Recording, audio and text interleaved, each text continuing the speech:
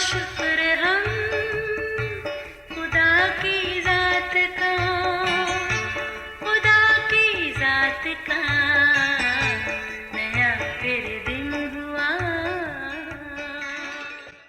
آج کی آیت، سو تو اپنے خادم کو قوم کا انصاف کرنے کے لیے سمجھنے والا دل عنایت کر، تاکہ میں برے اور بھلے میں امتیاز کر سکوں، کیونکہ تیری اس بڑی قوم کا انصاف کون کر سکتا ہے۔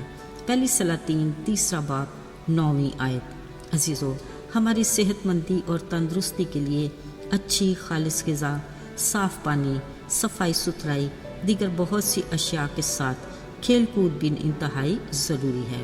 سوچتی ہوں اگر ہم اپنے دور اور آج کے دور کے بچوں میں کھیل کا موازنہ کریں تو فرق صاف ظاہر ہے۔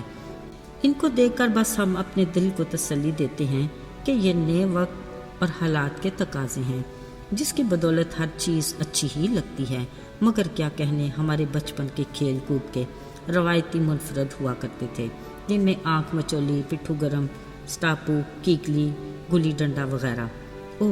ہاں، یاد آیا، ایک اور کھیل بھی بڑے شوق سے کھیلا جاتا تھا، جس کو بیچ کی بلی کہا جاتا تھا۔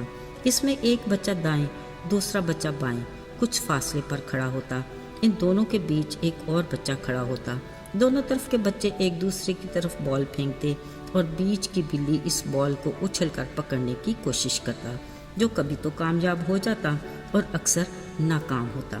عزیزو، اس کھیل کو دیکھ کر ایک سوچ آتی ہے، جیسے ہم اپنے باپ سے دعا کرتے ہیں تو سیدھی اس کے حضور ہی جانی چاہیے، مگر اکثر ابلیس بیچ کی بلی بن کر ہماری دعا کو اچک لیتا ہے۔ مثلا اگر ہم دعا کریں کہ آئے خدا سارے بیماروں کو شفا دے اور جو سفر میں ہیں ان کے سفر کو بھی مبارک کر، ایسی دعا بیچ کی بلی اچک ہی لے تو بہتر ہوگا۔ ضروری ہے کہ ہم کسی بھی بیمار کے لیے جب دعا کریں تو خدا کے حضور باقاعدہ سے اس کا نام لیں۔ ہمارے استاد کہتے تھے، اگر کوئی چور یا ڈاکو سفر کر رہا ہو تو آپ کی دعا کے مطابق کیا خدا اس کے سفر کو بھی مبارک کرے؟ یہ باتیں ہیں تو چھوٹی، مگر فرصت ملے تو سوچئے گا ضرور۔ عزیزو، اس کرۂ ارض پر بسنے والی خدا کی کتنی مخلوق ہے جو دن رات ہر پل ایک ہی خدا سے دعا مانگتے ہیں، اور اکثر اوقات ہماری دعاؤں کا مرکز بھی ایک ہی ہوتا ہے، یعنی میں اور میرا گھرانہ، یا شاید کبھی میرے بہت قریبی رشتہ دار وغیرہ۔ عزیزو، مگر آج ہم ایک ایسے شخص کی دعا سنیں گے جس کے بارے میں خدا نے کہا کہ اس کی مانگی بات مجھے بے حد پسند آئی، اور یہ شخص تھا سلیمان بادشاہ، جو آج اپنے باپ داؤد کے تخت پر بیٹھا خدا کے حضور سجدے میں پڑا دعا کر رہا تھا۔ اس نے خدا سے یوں بات کی کہ آئے خدا میرے خدا، تو نے اپنے خادم کو میرے باپ داؤد کی جگہ بادشاہ بنایا ہے۔ میں چھوٹا لڑکا ہی ہوں جس کے اندر اور باہر جانے تک کا شعور نہیں۔ تیرا خادم تیری اس بڑی قوم کے بیچ میں ہے جو کثرت کے باعث گنی نہیں جا سکتی، سو تو اپنے خادم کو اپنی قوم کا انصاف کرنے کے لیے سمجھنے والا دل عنایت کر، تاکہ میں برے اور بھلے میں تمیز کر سکوں، کیونکہ تیری اس بڑی قوم کا انصاف کون کر سکتا ہے۔ عزیزو، کلام مقدس میں لکھا ہے، یہ بات خداوند کو پسند آئی جو سلیمان نے مانگی۔ عزیزو، خدا نے خوش ہو کر اس سے کہا کہ تو نے اپنے لیے نہ عمر کی درازی مانگی، نہ اپنے لیے دولت کا سوال کیا، اور نہ اپنے دشمنوں کی جان مانگی، بلکہ انصاف پسندی کے لیے تو نے اپنے واسطے عقل مندی کی درخواست کی۔